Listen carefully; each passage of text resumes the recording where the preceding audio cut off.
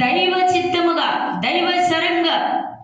అలాంటి దుఃఖం అంటే దేవుని మందిరంలో నువ్వు దుఃఖపడినప్పుడు నీకు ఒక మార్గాన్ని దేవుడు చూపిస్తానని చదివిస్తున్నాడు. దేవుని స్తోత్రం.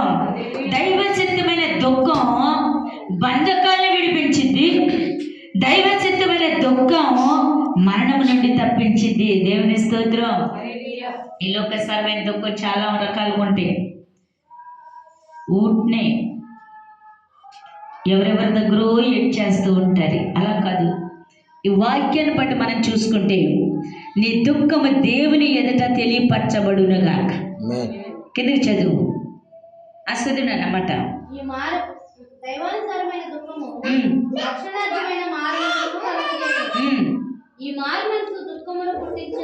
ఈ మారు మనసు దుఃఖములను పుట్టించదు. లోక సంబంధమైన దుఃఖము. హల్లెలూయా, హల్లెలూయా. లోకసరమైన దుఃఖం ఎలా ఉంటుందంట?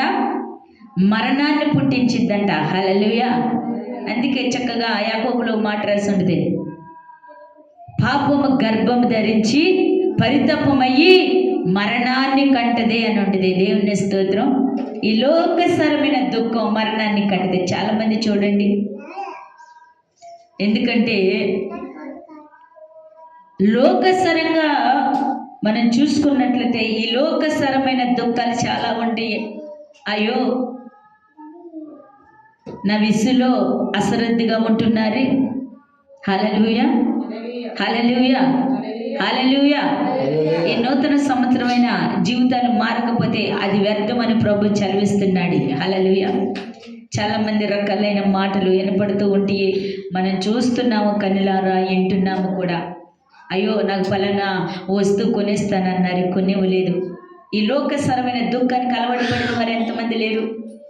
ఈ నూతన సంవత్సరంలో ఈ క్రిస్టమస్ ఆ నెలలో నేను ఈ లోకసరమైన వాటి కోసం అల్లబడ్డ పడుతున్నాను అని దుఃఖపడేవారు ఎంతమంది లేరు? దేవుని స్తోత్రం. హల్లెలూయా. చాలా మంది ప్రమాణాలు చేస్తూ ఉంటారు. ఈ లోకసరమైన వాటికి నువ్వు పలానా రోజు నాకు పలాంటి కొనించాలి, లేదంటే నన్ను బయటికి తీసుకెళ్ళాలి, ఇలాంటి దుఃఖం. అలా పనులు జరగకపోతే అందుకనే అలాంటి లోకసరమైన దుఃఖం మరణాన్ని కలుగచేస్తుందంట. దేవుని స్తోత్రం. మారు మనసు అనుభూతిలోనికి వెళ్ళు, మారు మనసు దుఃఖంలోనికి వెళ్ళు. దైవసరమైన దుఃఖంలోనికి వెళ్ళినట్లయితే ఆయన కృపలో నువ్వు వర్ధిల్లబడుదురుగాక. ఈ లోక దుఃఖం రాదు. చాలా మంది స్త్రీలు పురుషులకి వ్యర్థమైన దుఃఖాలు వస్తూ ఉంటాయి, వ్యర్థమైన దుఃఖాలు వస్తుంటాయి. హల్లెలూయా, హల్లెలూయా. పరిశుద్ధాత్మ దేవుడు చలివిస్తూ ఉన్నాడు. ఈ లోకసరమైన దుఃఖం కోసం ఆశపడవద్దు. దేవుని ఆయన ఇచ్చే మాట కొరకు నువ్వు ఆశపడి ఉండాలి. కింద చదువునన్న మాటనే, మీరు దేవుని చిత్త ప్రకారం పొందిన ఈ దుఃఖము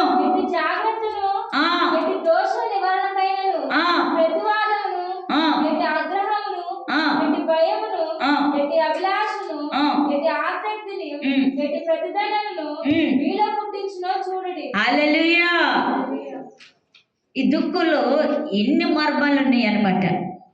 ఈ దుఃఖములో చూడండి ఎన్ని దైవికమైన మర్మాలు దేవుడు ఇక్కడ తెలియపరుస్తూ ఉన్నాడు. దేవుని స్తోత్రం. మనం పోయినసారి ఒక మాట చెప్పుకున్నాం.